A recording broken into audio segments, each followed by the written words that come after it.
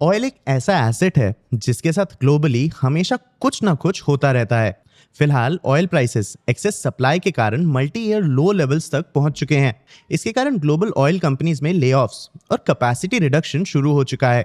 हमने Russian sanctions, middle east में tensions और दूसरे कई जियोपॉलिटिकल कॉन्फ्लिक्ट्स इस चैनल में कवर किए हैं। इन सारे फैक्टर्स के कारण ग्लोबल ऑयल मार्केट्स का कंडीशन बहुत अनस्टेबल है। इन सब के बीच इंडियन ऑयल मार्केटिंग कंपनीज या OMCs ने फाइनेंशियल ईयर 26 के सेकंड क्वार्टर के रिजल्ट्स अनाउंस किए हैं। इंटरेस्टिंगली, एक तरफ क्रूड ऑयल प्राइसेस कम होने के कारण ऑयल प्रोड्यूसर्स के फाइनेंसेस पे प्रेशर पड़ रहा है, वहीं इंडिया के पब्लिक सेक्टर ऑयल रिफाइनर्स को इन प्राइसेस से फायदा हो रहा है। लेकिन इंडिया के सबसे बड़े OMC ONGC का एनुअल प्रॉफिट कम हुआ है। तो भला एक ही देश में एक ही कमोडिटी से जुड़े कंपनीज के सेम क्वार्टर में इतने अलग अलग रिजल्ट्स कैसे आए? आज की वीडियो में हम इस क्वेश्चन को आंसर करेंगे। सबसे पहले हम इंडियन OMCs के फाइनेंशियल्स देखेंगे, उसके बाद हम इन OMCs पे क्रूड ऑयल प्राइसेस में चेंजेस का इम्पैक्ट देखेंगे। हम OMCs के LPG सेगमेंट को भी एक्सप्लोर करेंगे। हम कंपनीज के केपेक्स साइकिल्स भी डिस्कस करेंगे। एंड में हम इन कंपनीज का मोजाम्बिक में गैस फील्ड्स का एक्सप्लोरेशन और प्राइवेट कंपनीज में बढ़ता कंपटीशन भी डिस्कस करेंगे। मैं हूं आपका होस्ट देव, आप देख रहे हैं मार्केट्स बाय ज़ीरोधा हिंदी। चलिए शुरू करते हैं। सबसे पहले इंडियन OMCs के फाइनेंसेस देखते हैं। ONGC की बात करें तो कंपनी ने फाइनेंशियल ईयर 26 के सेकंड क्वार्टर में 9,848 करोड़ रुपीस का स्टैंडअलोन पैट रिपोर्ट किया। ये एक 18% का ईयर ऑन ईयर फॉल है। कंपनी का पर बैरल रेवेन्यू लास्ट ईयर के $78.33 से $67.34 तक गिर गया, लेकिन कंपनी का कंसोलिडेटेड पैट 28% बढ़ा और 12,615 करोड़ रुपीस तक पहुंचा। ONGC के सब्सिडियरी HPCL ने कंपनी के कंसोलिडेटेड फिगर में सबसे ज्यादा कंट्रीब्यूट किया। HPCL ने इस क्वार्टर 3,820 करोड़ रुपीस का पैट रिकॉर्ड किया। लास्ट ईयर ये नंबर बस 141 करोड़ रुपीस था। HPCL का फाइनेंशियल ईयर 26 के फर्स्ट हाफ का प्रॉफिट फाइनेंशियल ईयर 25 के फुल ईयर प्रॉफिट को क्रॉस कर चुका है। ONGC के बाद आता है IOCL। कंपनी ने 7,610 करोड़ रुपीस का पैट रिपोर्ट किया। लास्ट ईयर कंपनी ने लॉस रिपोर्ट किया था। कंपनी का ग्रॉस रिफाइनिंग मार्जिन या GRM पर बैरल लास्ट ईयर के $1.59 पर बैरल से $10.66 पर बैरल तक बढ़ा है। मतलब कंपनी का अर्निंग पर बैरल ऑलमोस्ट 9 गुना बढ़ गया।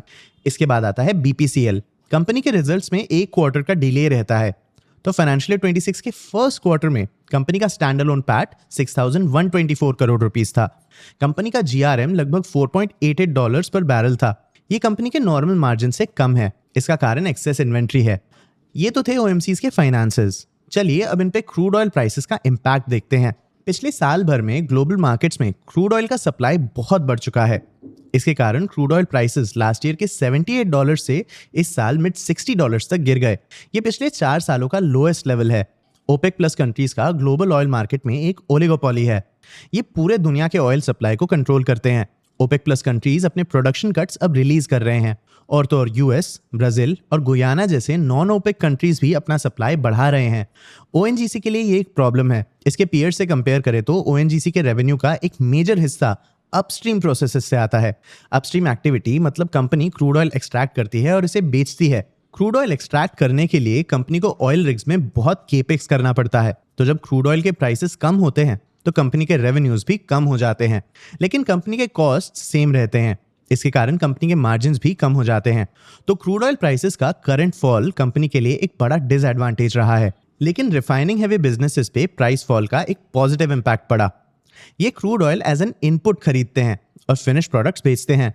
क्रूड ऑयल प्राइसेस कम होने से इन कंपनीज के कॉस्ट्स ऑप्टिमाइज हो जाते हैं। और तो और क्रूड ऑयल प्राइसेस कम होने के बावजूद इंडिया में पेट्रोल के रिटेल प्राइसेस मार्च 2024 से चेंज ही नहीं हुए हैं। इसके कारण इन कंपनीज के मार्जिन्स कॉस्ट साइड और रेवेन्यू साइड दोनों तरफ से बढ़े हैं। और इंडियन रिटेल प्राइसेस कम क्यों नहीं हुए? क्योंकि गवर्नमेंट क्रूड ऑयल कंपनीज को प्रॉफिट्स कमाने दे रही है। HPCL ने ऐसा अपने अर्निंग्स कॉल में कहा। ये कंपनी के रीसेंट हैवी केपेक्स का एक रिवॉर्ड है। ये शायद 2024 के क्रूड ऑयल प्राइसेस बढ़ने के बदले का भी रिवॉर्ड है, जब OMCs को अपने प्राइसेस बढ़ाने से रोका गया था, जिसके कारण कंपनीज को लॉसेस से भी डील करना पड़ा था। एक और कारण ये हो सकता है कि जहां क्रूड ऑयल प्राइसेस कम होने से रिफाइनिंग मार्जिन्स इंप्रूव होते हैं, वहीं इसके कारण अपस्ट्रीम साइड को कॉस्टली इन्वेंट्री होल्ड करना पड़ता है और इसे लॉसेस से भी डील करना पड़ता है। ONGC को फिलहाल इसी चैलेंज से डील करना पड़ रहा है। HPCL, IOCL और BPCL इंडिया में कुकिंग गैस भी सप्लाई करते हैं। फिलहाल एक 14.2 लीटर सिलेंडर का प्राइस 803 टू 850 रुपीस के आसपास होता है। गवर्नमेंट ने एलपीजी को एक एसेंशियल पब्लिक गुड डिक्लेयर किया है। इसके कारण घरों में एलपीजी चीप और सब्सिडाइज रेट्स पे अवेलेबल होना चाहिए, भले ही इसके लिए ओएमसीज को लॉसेस से ही क्यों ना डील करना पड़े। फिलहाल एलपीजी प्राइसेस कुछ टाइम से बदले नहीं हैं, लेकिन इसे सप्लाई करने के कॉस्ट्स बढ़ गए हैं।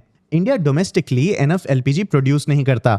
हमारे एलपीजी कंजम्पशन का एक बड़ा हिस्सा सऊदी अरामको से इंपोर्ट होता है। जब ग्लोबल प्राइसेस बढ़ते हैं तो गवर्नमेंट एक्सपेक्ट करती है कि रिफाइनिंग कंपनीज लॉसेस अब्सॉर्ब कर लें और इन्हें हाउस होल्ड्स तक पास ऑन ना करें, लेकिन मिड 2025 तक बहुत ज़्यादा प्रॉब्लम्स इकट्ठा हो चुके थे। आईओसीएल का नेगेटिव बफर 26,000 करोड़ रुपीस से ज़्यादा हो गया था और बीपीसीएल का 12,523 करोड़ रुपीस। इस बफर को आप एक किराना दुकान के उधार जैसे सोच सकते हो। जब भी कोई सिलेंडर कॉस्ट से कम दाम पे बेचा जाता है, ये उधार बढ़ जाता है और ये उधार किस पे पड़ता है? गवर्नमेंट पे। आईओसीएल के 26,000 करोड़ रुपीस के नेगेटिव बफर का ये मतलब है कि कंपनी ने सब्सिडीज पे सिलेंडर्स बेच के इतने सारे लॉसेस अक्यूमुलेट किए हैं। अब कंपनी गवर्नमेंट से इन सब्सिडीज के बदले सेटलमेंट्स का वेट कर रही है। इन सब्सिडीज के पीक पे कंपनी पर सिलेंडर 100 टू 150 रुपीस का लॉस फेस कर रही थी। इसलिए अगस्त में गवर्नमेंट ने डिसाइड किया कि ये ओएमसीज के बफर्स को रिलीज करेंगे। आईओसीएल को 14,486 करोड़ रुपीस मिलेंगे, एचपीसीएल को 7,920 करोड़ रुपीस और बीपीसीएल को 7,500 करोड़ रुपीस। ये बफर्स मंथली बेसिस पे नवंबर से डिस्पर्स किए जाएंगे, लेकिन ओएमसीज को असली रिलीफ मार्केट से मिला जब सऊदी अरामको के प्राइसेस कम हुए। साथ ही साथ ओएमसीज ने अपना क्रूड ऑयल का प्रोक्योरमेंट का तरीका भी चेंज किया है, लेकिन कंपनीज ने ये नहीं बताया है कि एग्जैक्टली बदला क्या गया है। इन सारे फैक्टर्स से कंपनी को फायदा हुआ है। बीपीसीएल का लॉस पर गैस सिलेंडर फाइनेंशियल ईयर 26 के फर्स्ट क्वार्टर में 150 रुपीस था। ये सितंबर तक 30 रुपीस तक गिर गया। आईओसीएल के केस में ये नंबर 100 रुपीस से 40 रुपीस तक कम हुआ। इससे हाउस होल्ड को सब्सिडाइज गैस मिलता रहा और रिफाइनर्स के लिए भी कॉस्ट मैनेजेबल हो गए। चलिए अब कंपनीज के केपेक्स साइकिल्स डिस्कस करते हैं। ग्लोबल ऑयल डिमांड ग्रोथ में इंडिया सबसे बड़ा कंट्रीब्यूटर है। हमारा कंजम्पशन किसी भी दूसरे इकोनॉमी से ज्यादा तेजी से बढ़ता है, लेकिन बहुत टाइम तक ओएमसीज को ऑयल रिफाइन करने नहीं मिलता था, वो बस इसे बेचते थे। इसीलिए उन्हें रिफाइनिंग मार्जिन्स नहीं मिल पाते थे। अब कंपनीज इन मार्जिन्स को कैप्चर करने के लिए हैवी केपेक्स कर रहे हैं। जैसे एचपीसीएल ने अपने वाइजैक प्लांट के अपग्रेड्स कंप्लीट कर लिए हैं। इससे कंपनी का EBITDA 2,500 crore to 3,000 crore rupees से बढ़ सकता है। कंपनी ने बाड़मेर राजस्थान में रिफाइनरी बनाना भी कंप्लीट कर लिया है। इस फैक्ट्री में कंपनी क्रूड ऑयल का सप्लाई मार्च से एक्सपेक्ट कर रही है। अगर ये दोनों यूनिट स्टेबलाइज हो जाते हैं तो कंपनी के रिफाइनिंग वॉल्यूम्स और सेल्स वॉल्यूम्स पहली बार मैच हो पाएंगे। आईओसीएल भी फाइनेंशियल ईयर 26 में अपने केपेक्स नीड्स के लिए लगभग 33,500 करोड़ रुपीस स्पेंड कर रहा है। जैसे कंपनी के पानीपत रिफाइनरीज के अपग्रेड से जून 2026 तक 10 मिलियन टन्स पर एनम या एमटीपीए का रिफाइनिंग कैपेसिटी ऐड होगा। बीपीसीएल भी इस साल पूरे 20,000 करोड़ रुपीस स्पेंड कर रहा है। फाइनेंशियल ईयर 28-29 तक कंपनी इसे 35,000 करोड़ रुपीस तक स्केल करना चाहती है। कंपनी अपने केपेक्स नीड्स का ज्यादातर हिस्सा डेट की जगह कैश से भी फंड कर रही है। ओएनजीसी अपने अपस्ट्रीम कैपेसिटी पे रिफाइनिंग कैपेसिटी से ज्यादा फोकस कर रही है।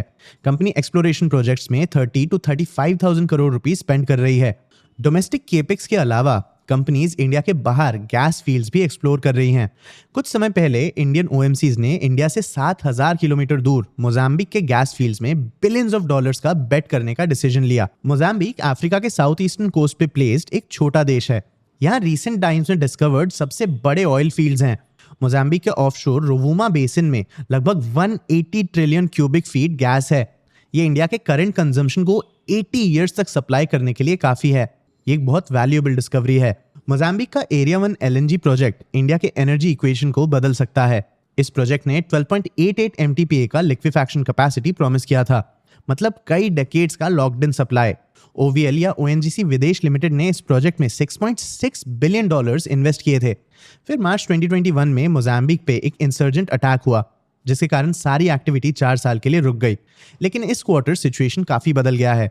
तीनों इंडियन ओएमसीज ओएनजीसी, बीपीसीएल और आईओसीएल एरिया 1 में एक्सप्लोरेशन स्टार्ट करने के बारे में कॉन्फिडेंट हैं। इसका कंपनी के सेकंड क्वार्टर रिजल्ट पे कोई इम्पैक्ट तो नहीं पड़ा है, लेकिन ये फ्यूचर में कंपनीज के लिए काफी फायदेमंद हो सकता है। इंडिया में ये तीनों ओएमसीज अकेले नहीं हैं। इन तीनों पीएसयूज के अलावा रिलायंस और नायरा जैसे प्राइवेट प्लेयर्स भी स्पेस में अग्रेसिवली compete कर रहे हैं। और ये कंपनीज पीएसयूज जैसे सोशल बेनिफिट के लिए ऑपरेट नहीं करते।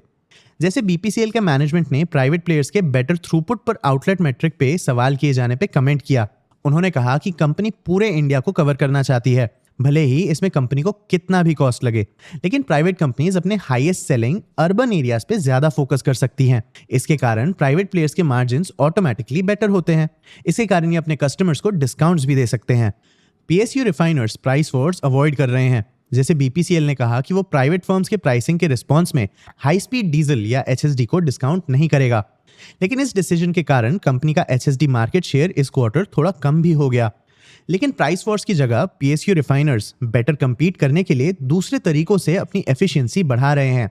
जैसे बीपीसीएल आइरिस नाम का एक एआई एनेबल्ड प्लेटफॉर्म ऑपरेट कर रहा है जो इसके रिटेल आउटलेट ऑपरेशंस मैनेज करता है। इसका क्यूआर बेस्ड पेमेंट सिस्टम हर दिन 15,000 आउटलेट्स में 6 लाख ट्रांजैक्शंस या लगभग 30 करोड़ रुपीस के ट्रांजैक्शंस प्रोसेस करता है। एचपीसीएल एक रिटेल आउटलेट एफिशिएंसी प्रोग्राम चला रहा है जो अपने टारगेट्स तो मीट नहीं कर पा रहा, लेकिन फिर भी इसने फ्लैट या नेगेटिव इंडस्ट्री एवरेजेस को बीट किया है। तो ओवरऑल इंडिया के ऑयल पीएसयूज के लिए कंडीशंस काफी अच्छे रहे हैं और रिफाइनर्स ने इससे सबसे ज्यादा बेनिफिट भी किया है। और कैपेसिटी बढ़ा के अगले 2-3 सालों में कंपनी अपने मार्जिन्स इंप्रूव करना चाहती हैं।